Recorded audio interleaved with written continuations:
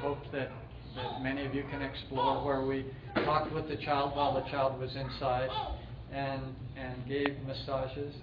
And the physical contact and the speaking contact and the voice, and I think some other people mentioned also the music, the movement, the rhythm. All of this is extremely important, I think, for the health of the child, the rhythm of life. And by the way, when I'm holding this, you can move around too. We're like on an embankment. Yeah, linked to Apollo and technology. And this is about as high tech as we get too. Okay. So what I thought you were going to talk about, in addition to the pregnancy, was how important it is to take what we've learned from free birth and apply it to sustaining that life we've just delivered, we've just received. And what I've learned from free birth is trust my baby, trust my children, listen to the inner voice that is my child. I had some practice listening to the still, small voice in my life. But when I started pondering still, small voice, it occurred to me in my first pregnancy, that's my baby. This is the baby who's here. This baby wants to be here based on results and is going to guide me into how I'm able to bring this baby forth. If I can hear, and I listen in by meditation, I listen in through dreams, and particularly through dreams, because in meditation I still have this mind, the censor, who's saying, oh, okay, I like that idea, but that idea I don't want, and I'm judging. Whereas in a dream, everything that comes, and I'm dreaming for my baby as well. Do you know about this? I'm not making this part up. I actually have scientific proof. Though I think proof is a lack of imagination, basically. I may be speaking to people who need proof. So if you need it, we have the same REM pattern. When you're pregnant with a baby, you have the same dream cycles after birth. You continue if you have contact. If you don't have contact with the baby, you're not going to get it. There's a direct ratio of carbon dioxide to oxygen, that when you're holding your baby is triggered into breathing and a sleep cycle that will now be good for the mother too. And this is a big issue I find with mothering now in our high-tech times, is that we have this idea, oh, but there's my needs. If I don't take care of myself, how can I take care of my babies? And I'm here to tell you that's a false duality. The mother and the baby are one. We are one. By fulfilling my baby's needs, I'm taking care of my own needs at the same time. I didn't breastfeed for over 25 years thinking, good, now I'm going to be in a low-risk category for breast cancer. I breastfed because it felt orgasmic. It felt good to me. And I happened to notice, wow, my kids have great teeth. They're strong. They're bright.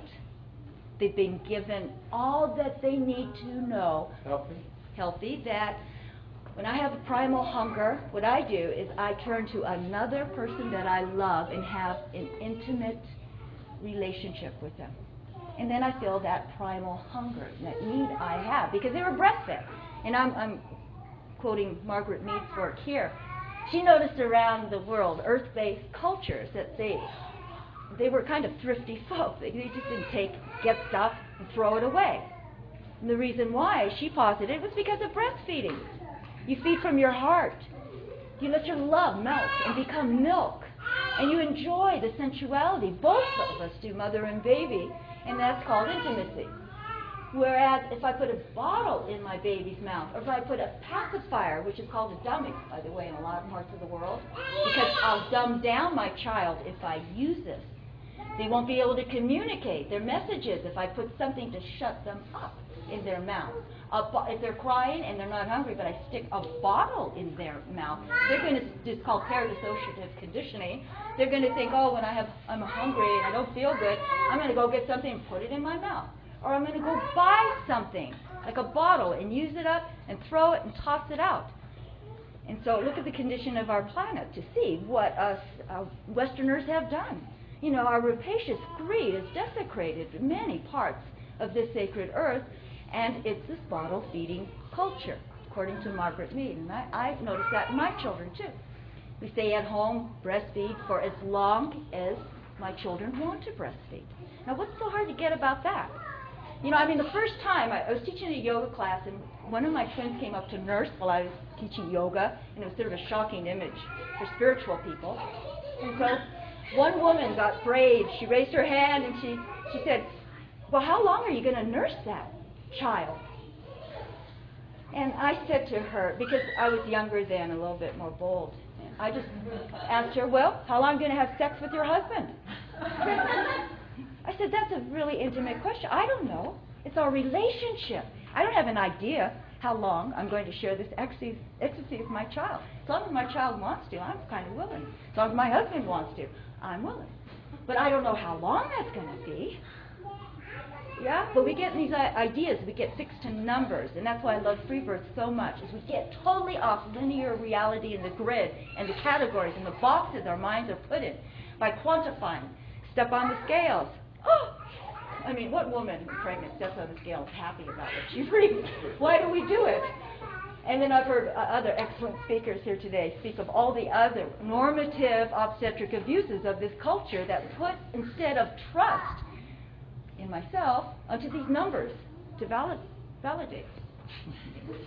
So along those lines, I wanted to say also that with our son Gannon, who isn't here tonight, who's 21, in terms of trust and in terms of the way that we've come to trust our children more, is that we had something that was called lotus birth. And again, Jeannine was blessed, or you might say the universe came up and knocked on her door in the form of a woman. What was her name? Claire Lotus Day is the one who channeled this practice in, and I do want to offer to this group. I don't think another group I can tell about anymore. I mean, already we've embraced that we're weird. You know, etymologically, weird just means you live in the woods, by the way. So, okay, we're weird. We're real close to nature. But lotus birth, now, hang on. You need to tell them what it is. So anyway, this woman came up and said, Jeannine, you've got to learn about this because it's the next thing, and I've been told to come here and teach you about this. And so once again, she had somebody telling her about what was important to do, and the idea, she said, you don't have to cut the umbilical cord. That it'll come off by itself, and in fact, that's a wonderful way to do it, because you don't go off and do a lot of things that you shouldn't be doing anyway, and you let that connection be there. And she said, by the way, the placenta is the grandmother, and you should honor the grandmother and treat the grandmother very well.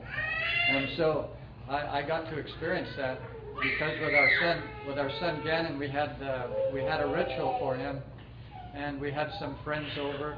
After a certain number of days, we'd kept the placenta in a bowl and next to us and honored it as the grandmother.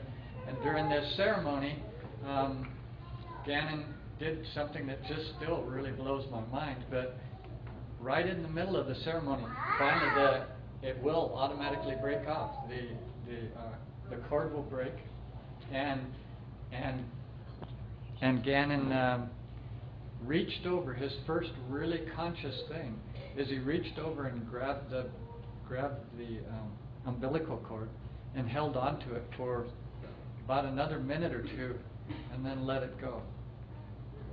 And it was so powerful a teaching for me, because it felt like, oh, he's teaching me. I'm going to learn how to trust my child. And Jeannine was saying how to trust. And when I saw that, I knew that I could let him go at the pace he needed to go. A lot of us think we're going to have to teach potty training, and we're going to have to teach this and that to our children. But it all unfolds at the pace that it needs to unfold.